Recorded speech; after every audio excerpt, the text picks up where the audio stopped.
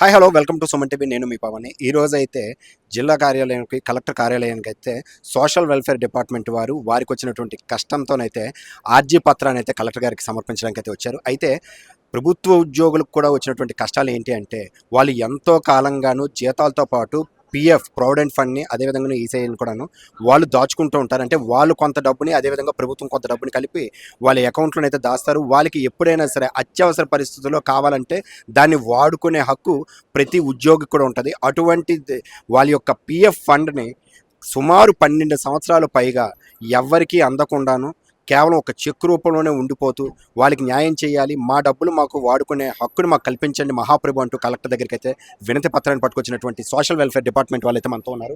ఒకసారి వాళ్ళ మాటలో తెలుసుకుందాం. సో మీకు వచ్చినటువంటి కష్టం ఏంటి? 2004 నుంచి సుమారు ఇప్పటి వరకు కూడా మేము 23 సంవత్సరాల నుంచి సాంఘిక సంక్షేమ శాఖలో కుక్కు కమాటీ వాచ్మెన్లుగా సేవలు అందిస్తూ ఉన్నాం.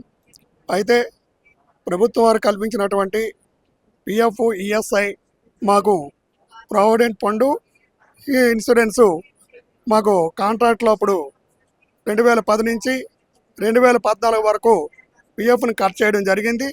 ఈ కట్ చేసినటువంటి అమౌంట్ మా అకౌంట్లో వేయలేదు. మేము ఎందుకు మా అకౌంట్లో మా అమౌంట్ మాకు వేయలేదని చెప్పి కాంట్రాక్ట్ను ప్రశ్నించడం జరిగింది.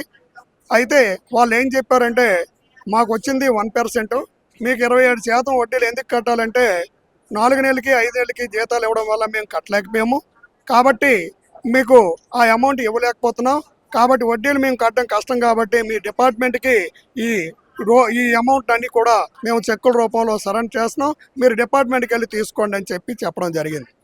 అయితే మేము డిపార్ట్మెంట్కి డీడీకి వెళ్ళి సుమారుగా 8 సంవత్సరాల నుంచి కూడాను కాళ్ళు అడిగే పట్టు తిరుగుతూ ఉన్నాం.